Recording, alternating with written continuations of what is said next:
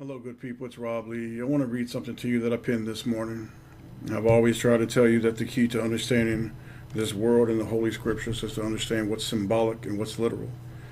And I wrote this story, and some of it's based on truth, and some of it is me paraphrasing, ad-libbing, and putting my own style to it. Time grows shorter. In fact, it grows shorter than most can imagine on their most creative days. If you live in a kingdom and you are protected, loved, and have what you need furnished to you by your king, then naturally you would feel love, loyalty, and the willingness to die and fight for your king. Logically, you would not be friends or support the enemies of your king. In any kingdom, if you reject the king and support his enemies, the king will reject you. In our narrative, our king readies himself to go on a journey. Before leaving, he gathers his family together and gives them very simple instructions on how to behave while he is away. He warns them that he will reward those who are faithful and loyal to him, and he will punish and even slaughter those who betray him. Before leaving, he tells his family to watch out for his enemies, and do not let them come into the kingdom under any circumstances, for his kingdom is so powerful. The only way the enemies can succeed in taking over his kingdom is if the people allow them. The king leaves and takes a powerful detachment of his army with him. The king and his small army climb to the highest mountaintop and set up camp. And for the next month, the king and his army begin to watch his kingdom and those in it very carefully. It did not take long before the majority of the king's subjects have opened up the kingdom to the enemy. In a very short time, they are overwhelmed by the enemy's devices. They succumb to everything filthy, vile, and evil.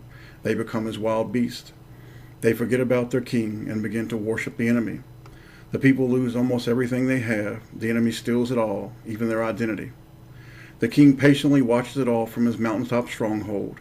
The king knew who would be loyal and who would forsake him, for he is the one who searches the reins and tries the hearts.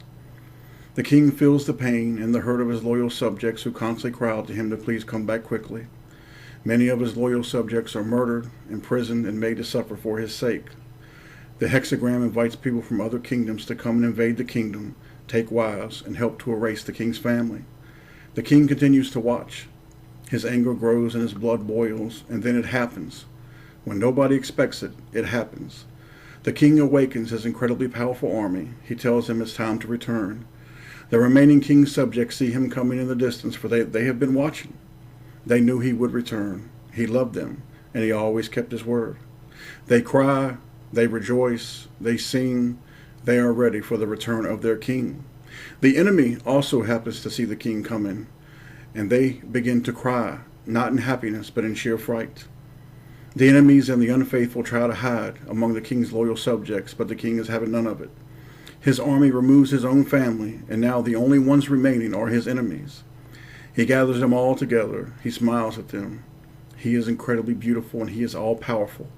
He smiles again and tells them, I'm going to do to you every single deed that you did to my family, and then I'm going to repeat it as often as I choose, because there is nothing that you can do about it. But before I do this, I want you to bow down and worship before the feet of my loyal subjects. Revelation 3:9. Behold, I will make them of the synagogue of Satan, which say they are Jews and are not, but do lie. Behold, I will make them to come and worship before thy feet, and to know that I have loved thee. Jacob, Israel. The king has returned. Keep oil in your lanterns, keep a steady watch, endure, and be strong, for your king is coming soon, folks. Stay strong and stay the course. We are closer than you can possibly imagine. In the name of Jesus Christ.